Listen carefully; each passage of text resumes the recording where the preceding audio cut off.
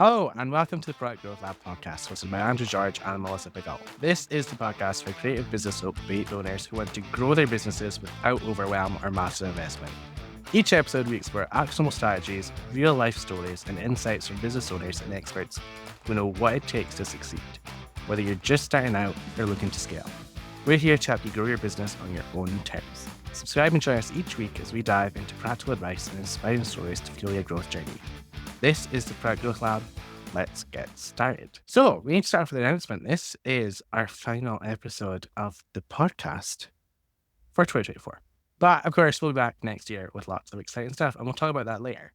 But in this episode, we're going to reflect a little bit on everything that happened in 2024, both during the time of the podcast, which has only been going for a few episodes so far, what we've done since the start of the year in our own businesses and what we've seen in our clients' businesses and just in the small business world as a whole. 2024 has been another roller coaster, both for us and for our businesses as a whole. Things are always going on in the business world, and we're out the other side. And hopefully 2025 is a little bit smoother sailing with what's going on in the world. I doubt it will be. So we'll still be here with all of the advice and tips we have to kind of navigate what's coming. But we want to say thank you for being with us in these first few episodes of the podcast. We're amazed at so much we've done so far, the amount of content we've been able to get in just a couple of months of hosting the podcast. It's been fun. It's been great. And biggest thing, I don't know, tell me if you agree with this, Andrew. We've talked about doing a podcast for years, I think. At least back in 2023, we talked about we do YouTube channels, we do a podcast, and we've talked so much about doing the thing. And then this year, we just sat down and used one of our trends from 2024 that we talked about in a few minutes and banged out. And now we record every week. And we're doing a pretty dang good job of just coming here and kind of where am I trying to go with it? Stuff that you talk about doing in your business and then taking the step to actually doing the thing is so rewarding. And we're here to say thank you for if you've been listening for the past few episodes, as I'm sure we're trying our best. We hope you're leaning a little bit and that you're at least entertained, if nothing else, on these. But taking that step to actually, from talking about something to actually doing it, that's been a big thing, I think, in 2024 for both of us, in our business and in our personal life on both ends of just talking about doing stuff, stopping just talking about it and actually taking the first steps into doing it. And even more so beyond doing it privately, taking it public. So we didn't just record podcast episodes, we published them. Because I can't tell you how many YouTube episodes are recorded on my computer and never made it onto YouTube or, social media, email. I think from the very beginning of us having this kind of joint venture thing, personally, I've had a podcast in my head and we started off, we did Facebook Lives every week. And I used to always say, we could repurpose these as podcasts. These could be podcasts. Hey, I found this podcast recording tool that lets us stream to Facebook. I kept trying to subtly leave hints from the very beginning. And finally, after all these years, it's here. And I wish we'd done it sooner. We're really excited to see where that goes. It's our initial Facebook Lives were kind of like our podcast, but we're getting into it and learning on the go in a different format. This one we get to edit and make it look like we're really smooth and professional. I'm not sure that That's comes true. across. Well, that's not how professionally come across, but it's smoother than the Facebook Lives, that's for sure. Yeah. And it's definitely easier because speaking of challenges that came up in 2024, it is now a total nightmare to stream into a Facebook group. I think we should kind of shift towards talking a little bit about 2024 and kind of what's happened this year, because we keep trying to get there and we might as well just let it happen. There's been a ton of big shifts that have happened in 2024. And the most obvious one that has been bubbling under for a little bit before 2024, but definitely came to the forefront this year is AI. Whether you love it and have integrated it into every day of your life, or you're totally against it, it all has some sort of impact on your life and how you're running your business. And it's almost unavoidable because it's been integrated into everything. Even if you're like, you know what, I'm not going to use it in my business, washing machines have AI. I'm not quite sure how much of an AI feature it is. I think there's a lot of, we're just going to stick the word AI into stuff. But the kind of generative AI, ChatGPT, Gemini, Claude type stuff is kind of what we're talking about. And kind of being integrated into tools like Klaviyo and Shopify, all of them have this kind of AI tools built in. And If you're a I think SaaS tool that's and you don't have AI, you're not surviving. but I think it's something that is obviously just going to grow in 2025. And like, obviously, there's benefits and drawbacks to that. It's not like it's a whole podcast episode or series in its own. So we'll Yeah. just kind of touch on it a little bit. But I know personally, it's something I have tried to embrace. I've looked a little bit about the ethics a little bit. And another thing we'll talk about in a minute is sustainability. And there is some kind of sustainability issues when it comes to AI. I know that there's people working on that as well. Hopefully, some of those effects are negated a little bit as we go into 2025. But it has a ton of benefits to small businesses. That being able to get stuff up quickly, check things. Sometimes it's like you can use it to write a product description, but sometimes I will sit with the ChatGPT app and have a conversation in the kind of voice mode. And being able to have that back and forth is really amazing. And sometimes you need to do that with a real person.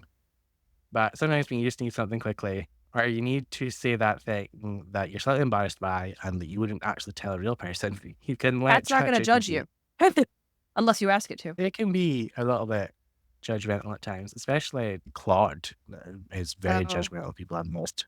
I don't play with Claude. No. I haven't used Claude too much, right? It has some opinions on people. It's sassy. Yeah, but sometimes just having those aspects there. So there's a ton of different uses for it. And it's something that is going to just keep on growing and being used more and more. And I think we'll probably talk about this in probably multiple episodes of 2025. But Oh, yeah. that's one of the trends I just wanted to touch on. Another big trend this year is the move towards privacy. And obviously, this has a lot of benefits for people as kind of their own entities, but as business owners, sometimes it can be a little bit frustrating. Like there's been more of a shift. Like all of these things aren't just exclusive to 2024. It's all kind of moved over time. But GDPR is like when that was introduced, that was kind of the big kind of marker of this move to privacy. Apple has made a bunch of changes and keeps continuing to implement little things. And Google and Yahoo did their big Yahoo update that Yeah, they changed did. a lot of things for email marketers. And Google had announced this transition where cookies as we knew it were going to go away, but they then kind of went back on that a little bit. But it's still good to, if you know about those changes and some of the ways you can stop using third-party cookies, starting to make some of those changes now while you can is great. It's a good idea because it's something that's going to happen over time. And again, I think it's one of those things that's going to keep on happening in 2025. But I also think there is a ton of opportunity with that. Just speaking as an email expert, it encourages people to gather first party data. If you can't gather data that's being passed over from other sources, places like Facebook and things, gathering first party data is more important. And it's something that I More think people should valuable. always have done. The example I always tend to use is if you're a pet shop, does this person have a cat or a dog? Having that piece of information, like it feels really small and Very. simple, but has a massive effect on your business. If you can send people emails that are specific to whether they own a cat or a dog, that's going to have a massive effect on your business and your bottom line.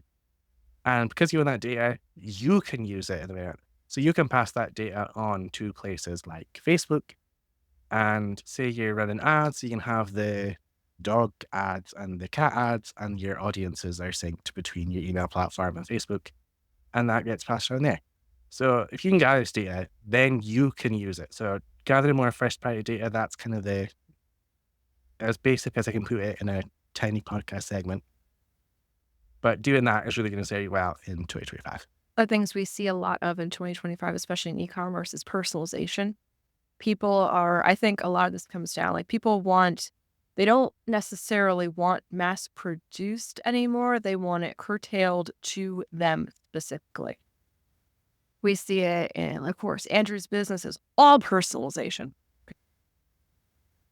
And I'm seeing it, I think a lot of it comes down to, too, like the proliferation and the ease that people can get things like the laser devices like Glow Forge and those things to where it's becoming much easier. Engravers, all of those, access to these tools are getting a lot easier and simpler. The software to run things is getting a lot simpler, to where personalization is available on so many things. We didn't really have it before unless you were going very, very bespoke. Do you agree with that, Andrew?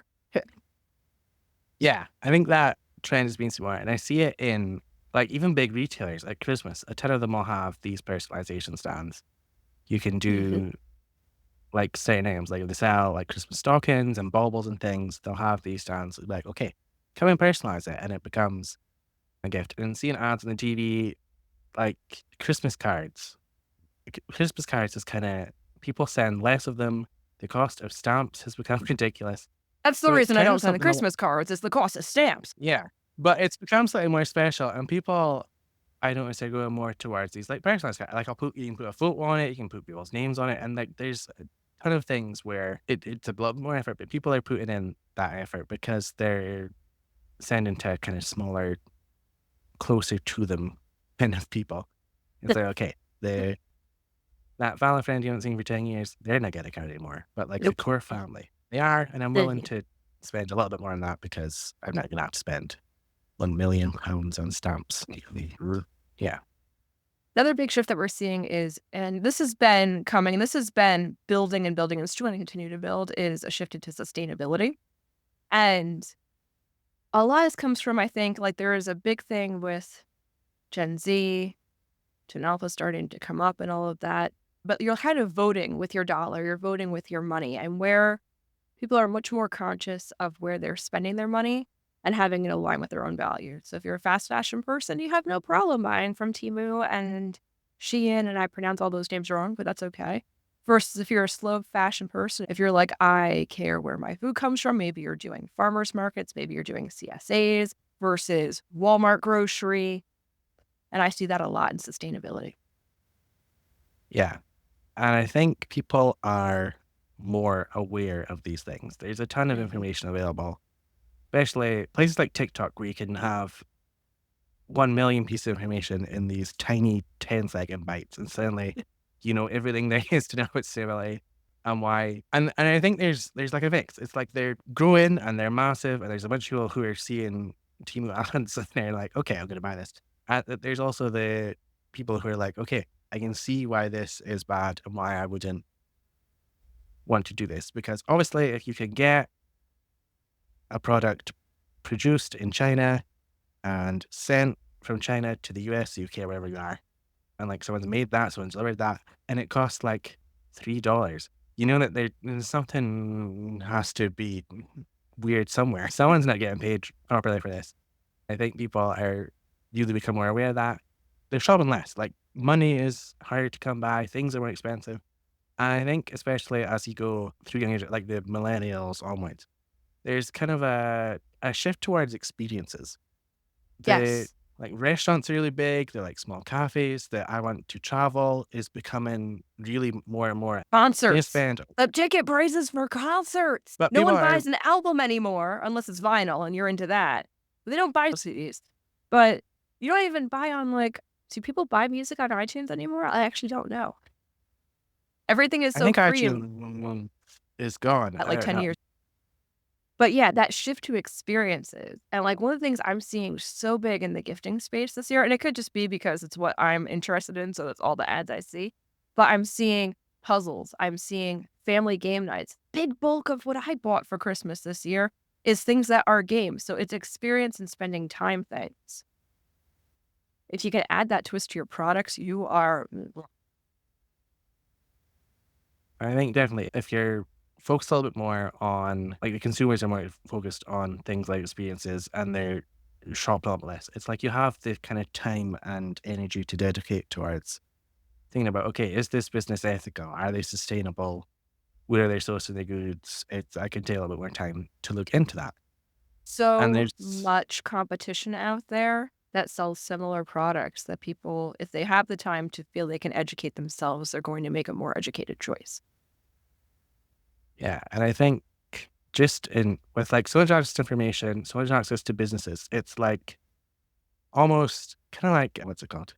Tinder. It's like people look at these businesses and the second it's like you've like people and businesses and all this stuff. And it's like, okay, the second they're like, oh, this isn't sustainable, or they said something I don't like, it's like swipe, swipe, swipe. Like, because I have so much choice, it's like it can totally Mhm. just abandon someone. Cause I'm like, okay. Melissa So said knowing she these likes, things right here, yeah. keep going, keep going, keep the insult going. Let's Or like, finish this one. Melissa said she likes kicking puppies. So I'm going to go somewhere else for my jewelry now. I'll kick the people, not the puppies. Did step But on the cat it's, yesterday, though. yeah, if you're in like this slightly more simple version of the world where it's like there is one jewelry maker in town and that's all I can shop, right? It's like if I need jewelry, even if Melissa is the devil and the worst person in the world, it's like I'm stuck with her. But when suddenly there's 100,000 different Etsy stores selling jewelry, it's like, okay, the second Melissa Pisses me says off. like yeah, well, like any random thing, she says she hates the color blue. It's like, okay, Melissa's gone. If you're watching the podcast video for her, you can see that Melissa does not hate blue. My headphones She are also, blues. at the risk of getting us into talk, she also doesn't kick puppies. I don't know, but from what I know, I don't suspect that's a I'll problem. kick balls for puppies so they can go chase them. Yeah. I don't know if that's the best example because that's quite extreme. Like, That is very extreme. if I think you're doing that, the podcast is over. Oh, no. Yeah. But something to be Even aware worse. of, No. as of this morning, ABG Personalized and me are sustainability certified, Really? which means we know how What to does be it mean? sustainable. It is, if I've taken a bunch of the steps yet, no, because there's a lot to it. And it's like use less AI because it's and Wait. switch your bank to like an ethical Less like, is a okay, I'm not pejorative changing word bank there. accounts. A lot of the like packaging materials, and I know suppliers like there's a type of packaging. It's like, okay, I can take some more effort to recycle this, moving from like more plastic packaging to paper packaging, like those things are really simple, but there is more to sustainability than just what is like carbon emissions is the thing people focus on. But there's the whole circular economy, and this is a whole episode on its own. But creating stuff that can be repaired and recycled, and there's so many different pieces to sustainability, and that's something again we should maybe focus on in the episode. May bring a guest in to see about that because I am not the expert in this, despite just saying I'm certified. And speaking of shifts, the other thing to figure out is a bunch of challenges that have happened this year. And a lot of these are things that have been happening over a couple of years. Yeah. Supply chain issues really started to become a problem in 2020 when Obviously. COVID happened. Yeah, COVID was happening. Things The world were shut down. getting, Ugh. yeah. There was that, the big ship in the Suez Canal thing that got Yep. stuck sideways. That Yes. caused, like, there was a whole bunch of stuff. And as much as, not that COVID is completely gone, but as much as the kind of world has returned to a little bit more normality, the supply The chain shipping lines issues, still are not. yeah, things are continuing to be an issue there. And people have to adapt. And there's a bunch of ways to do that. But it's that initial, okay, things have changed. What do I do about it? It's the finding new suppliers. Can you find suppliers who are making things a little bit more locally? And again, that's another huge challenge. It's like, okay, maybe this supplier is located a mile away, but they're importing all their stuff from China. So it makes absolutely no difference. Already have in stock what you need. That is the big question. Yeah. And sometimes having backups. I know my supplier, Yeah. there is another supplier who in 2020 I opened an account with as a backup. Saw their prices and let's never use that backup unless we really have to. But it's there if I need it. Mhm. And all sorts of random stuff, like shipping supplies. I'm like, okay, I use just the blue plastic bags. They were hard to get for a while. And when I was on, all I can get is these giant bags that I have to like fold over 10 times and tape and stuff. And now that doesn't feel And sustainable anymore.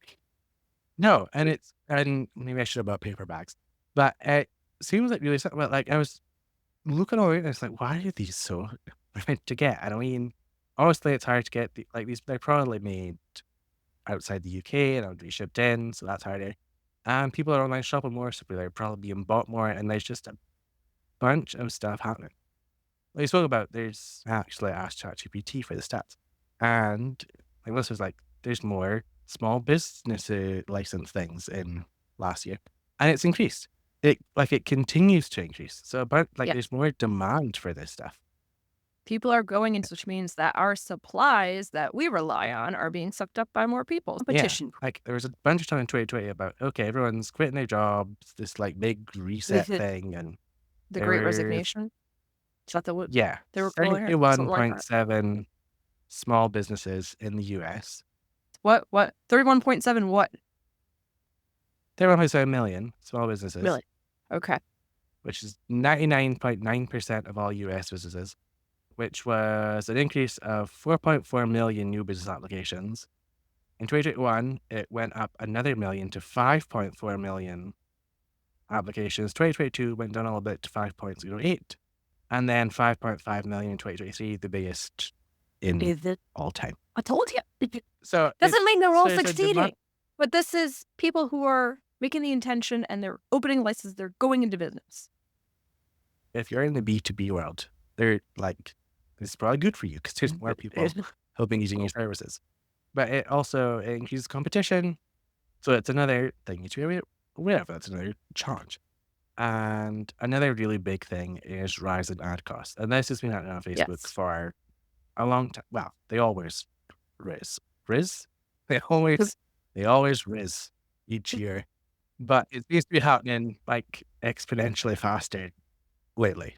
It was so I ran ads last year in 2023 for the holiday season. I was able to keep my ad costs under $1 a click. And the rest of it wasn't I wasn't as educated in ads and stuff at that point, but my under $1 a click, I was pretty happy with 70-cent clicks and whatnot. And that was through the holiday season. This year I had to turn my ads off. I think I did right after Thanksgiving, the following first week of December, because while my click-through rates were amazing and my conversion rates on my page were amazing, I was spending about $2.50 per click. And that is just ridiculous. And the competition pool, all the big people came in, of course, for Black Friday and all of that. And my dollars, well, my click-through rate was amazing. My cost per click was horrible, and I wasn't being shown to enough people to manage it. Whereas you could spend $5, $10 and at least get shown to several hundred people. I was looking at $5 or $10 and being shown to 40 people, and that was just not. There's no way sustainable. Doesn't matter having over 6% click-through rate on 40 people. That's not enough clicks hitting the page to make it work. You can't. Yeah. And people across all industries are seeing this. I know someone I follow who has this, what they used to call their $1,000 ad test, where I can't remember how many days they did, but I think it was like a week or something. It's like spend $1,000 in a week, and you'll know by the end of that week if the thing that you're creating has validation or not. That's now a $3,000 ad test to be able to do that. And it's like, that's a significant investment. I probably And I have a think even at that 70% point, chance of saying no. yeah, and I think a few years ago, the whole kind of funnel world, there was you put something out and you run ads and you make a profit. Now it's like, okay, you can have a whole funnel that is supposed to make a loss because it's like, okay, I have the ads, it's going into this, people are buying, and I'm building a list for a low cost, and then I have to make it back afterwards, which I need to harass if those people who just got on my list. yeah, if you know your decent lifetime value and this whole, but that's much more of a challenge. You need to know that you can get this money on the back end, and There it are a really lot of forces a lot people of who people out. look at with their ad costs, knowing that they're going to be spending a lot to acquire the customer, but also knowing they're gonna make back on that customer. They'll actually be profitable, but it's gonna take 90 days to get there. And having the budget in place to be able to continue to run it, knowing that you're not making money for that person for 90. What you're spending today, you're not gonna recoup for 3 months. That's intense right there. Yeah, and it forces a little bit out because you need to be able to be willing to take that risk. Like you could kind of come Systems. in, set up this one thing, and it's like you could break even or make a small profit, and it's like that's a little business that can kind of run, and then you start developing things around. Now it's like, okay, you need to have the upfront thing that if you're lucky breaks even, and and even if it's still need to be a bit lucky, It's like you're paying a smallish cost for a person to acquire this person. And then you need to, okay, I have lifetime value. And I also have customer life cycle of when I purchase it. Because like some businesses, like, okay, I make it back in 90 days. Some businesses, it's like, okay, need to work for a little bit longer to this. And that becomes really terrifying because if these things start to stop working, you start to look at your stats and like, okay, this isn't working. You're kind of 90 days behind and you're going to have like the people from the last 90 days are making a loss for it. And it starts to have That this compound effect. So compounds. it's much more challenging. And I think one thing we're definitely going to focus on to character is obviously there's Jolly to the ads and there's education on that. But where my expertise lies is organic traffic. And I think people are going to be focusing a lot on that. I know we are in what we're doing, focusing a lot on that. Things like social, things like SEO and collaboration and all those kind of things are going to be really important in 2025 and are ways to help with that. And it doesn't mean you have to stop running ads altogether, but it's a Often the nice way benefits to to, your ads are invisible. And that is such a difficult thing to work through. But oftentimes, you might not see the return when you look in your ad stats right there, but they became aware of you then, and it might be 6 months down the road that they actually make a purchase, and that's going to be showing on your Shopify or someone else's stats and not related to your Facebook when they only found you because they saw your Facebook ad. It's a very, very micro example right there that I hope made sense. But let's move on from ads because, I could talk ads for a long time. so the other thing, and it's something that, like, if you get big enough, you should be running ads anyway, but it can run Yep. alongside and supplement some of that traffic in a more cost-effective way and kind of come out of that organic traffic and email, which I love and isn't as risky in the money sense as ads. And I expect to do that, and we'll talk about that more next year. The next thing I'm going to talk about is a little bit about the lessons we learned this year. I think one of the things is, and I think I've always preached to other people how to do it, but I'm starting to realize, okay, you only need to say to do this, but you also actually need to do it. Is simplifying things. Trying to be everywhere, doing everything it doesn't benefit anyone and it makes your results worse. If you can have a really good presence on one platform, so like you say, okay, I'm going to focus on Shopify, I'm going to promote that on Instagram, and I'm going to spend every week an hour looking at SEO and improving my listings and photography and all that stuff. And I'm going to go on Instagram and I'm going, okay, I'm going to create reels every day. I'm going to test different hooks. I'm going to test the lengths, the length of the format. I'm going to test different styles of content where it's like day in the life, FAQ, how I make this product. Here's like footage of someone using the product. Like, and I'm going to sit and I'm going to do this. I'm going to comment on other people's stuff. I'm going to do stories, and you do that. That is going to work better than okay, I'm going to be on Etsy and Amazon and Shopify, and I'm going to just like half-assedly list our products on all, copy and paste some descriptions, and then I'm going to go on Instagram and I'm going to just use AI to create some like half-assed posts that don't do much. And then I'm going to also put those on LinkedIn and Facebook and TikTok and X and Blue Sky and Threads, and I'll put them into an email, and then Don't forget I'll Pinterest. put them on YouTube. I'll put them on Pinterest, and you're never going to get to the end of that list. I don't think it took me a year to do one post, but it's going to be so like such a mess, and you're not going to have any mastery of any of these platforms. And it's like, okay, I'm speaking to everyone on every platform, but badly. Like that, it's going to be such a mess.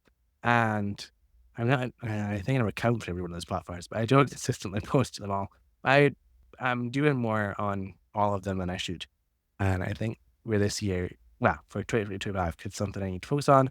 And I have been spending some time making plans for how things are going to work in 2025. And it is much more simplified. Like ecom wise, Shopify is my focus as always. And I'm going to be on Instagram mainly in the kind of coaching services side, it's like, okay, I'm going to talk to like the small business owners who are going to do the like DIY kind of stuff I'm selling on Instagram. And I'm going to kind of establish more authority as like a service provider on LinkedIn. And I know that's two platforms. But I'm speaking to, it's simplified from the trying to be also on like YouTube and Facebook and 100 other places. We'll see if I stick to it. But that is the plan, and it's much more simple and sustainable. My big lesson from 2024 is really going strong on single customer. So like how Andrew said, simplify, I'm a lot of simplify on customer and really going deep onto what like one single person type wants versus trying to have 8 different customers or talking to 8 different people and all that stuff. I tend to do this every couple of years in my business. It's a really good thing. Andrew's all online. I do a lot of in-person events. I like to talk to people. I like to see people's reactions to my products. Like if someone walks up to me with, is everybody gearing towards one product? That's a product I should go all in on then. But that should be my front-facing product everywhere if that's the same one that everyone goes to versus testing everything. But what I did this year is I did about 25 or 30 different festivals, events, craft shows, all that, Highland Games, all that. I did a lot of events this year. I was averaging about 3 or 4 months, something like that. Like some months it was crazy. Whereas the previous year, I think I did 5 or 7 shows. So I like tripled or quadrupled how many events I was at exposure-wise that way. And through doing that, I found a lot of duds, but I also found a couple of winners into parallel audiences and once I can look at and be like, okay, is that a customer that I want to build a relationship with, build a connection with, that type of customer right there. I learned that I rock it at homesteading conferences. The county fair, it worked. Those are the big ones. Oh, I did a Halloween night market that just like I slaughtered at that event. It was great. And then we had a whole bunch of shit craft shows and it's like, not again. I will not be doing those over the next year. I will run them every couple of years and do like a massive expansion, like blow up. It's like, I'm going to be everywhere for this year for this type of thing. So for me, it was in-person events. And then I can look at that and assess, okay, like I tried a bunch of different new things because you don't know if you don't try. What worked? What didn't work? Okay, we're going to keep the ones that worked and get rid of everything that didn't work for this year. So this year we'll probably do about 15 events, I guess. So that was a big one. And just doing those expansions, that was really great. And just the really going deep on singular customer is so been reinforced time and time and time again this year. I'm looking forward to that for 2025. And another big lesson, I think, is everyone's lesson every year. It's the shiny ball thing. How many times do we talk about these shiny ball smackdown things and we talk about people not having shiny balls, but throughout the year, Smackdown.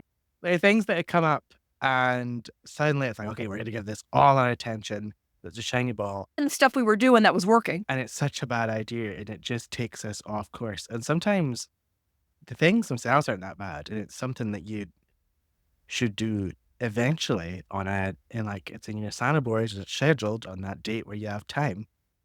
But no, we completely abandon our plans and go off and do something else. I know that. And I think, and another lesson kind of is this.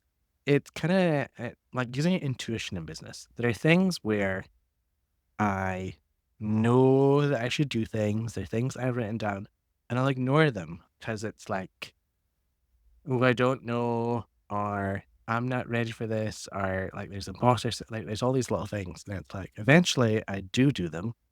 And it's like, okay, I should have done this sooner. And I know. Why in the hell did I not years, do that? That was so simple. I've been struggling and thinking about it for 3 months and I did it in 20 minutes. Yeah. It's like the podcast. I spoke about it for years. And I went to a conference in Edinburgh, February in this year, and Teresa Hewitt did a presentation. One thing she speaks about in it's, I'm trying to think exactly what it is. If you went to my summit, you've seen it because I got her to do that one there. But one of the examples she uses is someone starting a podcast. And it's like they were going to do it, but then something happened and they delayed and it like took years and I don't think they ever did it. And I was like, oh, this is me. And I told her that and she gave me deadlines and all these goals and stuff. And we agreed stuff. I made it straight. I did all this stuff. All the back end and work. that was like, yeah, that was like the middle of this year. And then I was in a room with her and I like left it to just mainly so I didn't have to show up and say I hadn't actually launched the podcast. Like, stop. Like, completely ghosted her to be like, okay, I don't have to tell her I didn't do that. And eventually it took till October and bringing in Melissa as a co-host to finally start the podcast. And you know what? We did that first episode and it was so freaking easy to do. We just sat down, we recorded it, I wrote the script, I did all the stuff to automatically edit it and repurpose it. It got uploaded, and it was so damn easy. And could I have done this in 2020 or whatever it was when I first had that GR podcast? Yeah, maybe there wouldn't be as many AI features, so it would take a little bit longer. But for the most part, yes, I could absolutely have done this whole time and have this like number one podcast for 3-4 years. No, By now it would be 3-4 years yeah, in, 200 episodes in. but Yeah. like, yeah, and I think definitely like the speaking and important, and like who am I to a podcast, and like so much stuff for that, and I just deleted it, deleted it. Well, I'm loving the vocabulary today. Yeah, this is like my final actual proper work day of the year, and it's I definitely got 2 noticing more. it. Well, I kind of like Friday is supposed to be, but tomorrow I want to go out and start all my Christmas shopping, and then Friday is like I like doing a virtual quiz and like all this stuff. It's a half-ass pretend work day. But today was like the final actual doing work day. And I definitely noticed that. I'm looking forward to a break. Anyway. But like I should have done this much sooner. There's sometimes you just need to take the leap. And there's a whole bunch of things that have been projects and things I wanted to do for years. And I'm like, okay, I need to like go back, look at these plans, figure it out and be like, okay, let's do these in 2025. And that is scary. And I'm not sure how that's going to go. But The first big question of that, and I'll like I'm know. sure we'll cover this next year, is like, do those things still align with your goals and what you're setting up 2025 to be, like going into it purposefully? Or is it just Yeah. this is a list I've had of things I've wanted to do, and I don't know if they all fit together, but I'm going to do them anyway. And sometimes that's difficult to know. 'Cause sometimes it's like when I set goals, they do serve me and then they don't, and then they do again. And sometimes it's I'll find a way to say these don't serve me because I don't want to do them. And sometimes you need an Oh, impartial. that's a good one. Yeah. Sometimes you need to go to be like, okay, what do you think? Because I've we're been too using nice to each other ChatGPT. anymore. Yeah. I'm using ChatGPT a lot, and it will like based on things I've told you and things I've done, like tell it, and it's like it has such a higher opinion of me than I do. It's like because for years, like I'll tell it stuff and like I want to do this, and it's like Andrew, you never give up. Like if you do this for years and you keep coming back and tell me, and it's like okay, and knowing that about myself, it's like okay, that you start saying okay, yeah, that is right, and it's like talking about challenges. Like Andrew, you have faced bigger challenges than this before. It's like you can do this. And it's like okay, and I don't know. Sometimes, like if someone told me that, something like yeah, okay, but let's just say that to be nice. Well, it's not a human. It has no emotion, and it has no skin in the game apart from you canceling your plan or something to lie to you. Sometimes I'll say, okay, roast me, and it does that too.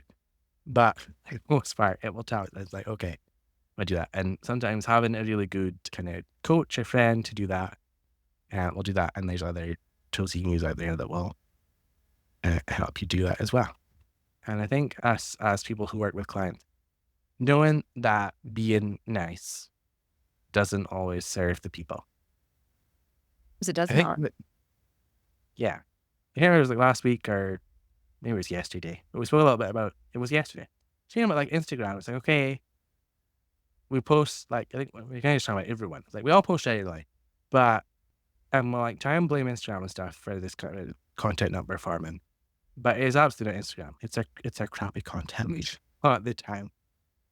So we're doing the bare minimum. And you Yeah, get you bare minimum on a social platform, you get bare minimum results. Or worse. And I started this new kind of series, which I'm going to be consistent with in 2025, but I'm like doing a kind of soft start in 2024. And it's like the behind the scenes and what I'm working on and how I'm using AI and stuff and other tools in my business. And I sat and I wrote this like really like authentic, sharing everything kind of post. I even used ChatGPT and said, like, okay, tell me, like, score me on like authenticity and like how this fits in with my tone of voice and stuff. And it like gave me suggestions. And I like put all this effort into a post. Then I used a Mid Journey to create a really specific image for it. And that post got like a bunch of comments, a bunch of likes, performed better than anything I've posted in months. When you actually put this effort in, it works. And I think that's going to be really, speaking about things in 2025, I think that's a really important lesson to learn and be like, okay, honestly, doing that kind of post takes a little bit more effort. And I want to be consistent and become a little bit more of a writer and do these every day. But if you can't do that every day, maybe you are okay with saying to yourself, I don't post every day. I post every second day or something like that. And like I take weekends off. And having a little less content, but it's all really great content that serves your audience is probably going to be more worth it in the long run, even the short run. I think getting off the whole kind of myth of you have to post every single day and all this different stuff, and you should do one reel and like 3 pieces of static content and a story every hour. Like, no, you're wasting your own time and everyone else's with that. So that has been our review of 2024. We will be back soon with another episode all about what we think is coming in 2025 or what we know is coming with us in 2025. But we want to thank you for sticking with us through these first initial episodes. We've had a really great time kind of getting started and getting this out there. We would love to hear what you liked about the podcast this year and what you'd like to see from us Coming 2025. up. So be sure to leave us a review, share this with a friend, and go over to theproductgrowthlab.com/flash for our flash sale in a snap guide. So I'll let you run a flash sale this weekend. And they'll get you an email list and give you a really easy way to keep in touch with us. And there'll be a link in the show notes to your Facebook group where you can also tell us some stuff there. We hope you take some time over the next couple of weeks to have a rest from your business, spend some time with your family, have a great Christmas and New Year. And we hope you had a really great 2024 and then you have an even more amazing 2025. Thanks for tuning in to the Product Growth Lab podcast. We hope you found today's episode insightful and inspiring. If you enjoyed the show, leave a review. It helps us reach more creative entrepreneurs just like you. Stay connected and keep experimenting. Follow us on your favorite podcast platform and don't forget to join our community for more resources, tips, and support. Until next time, keep growing and creating. This is the Product Growth Lab, signing off.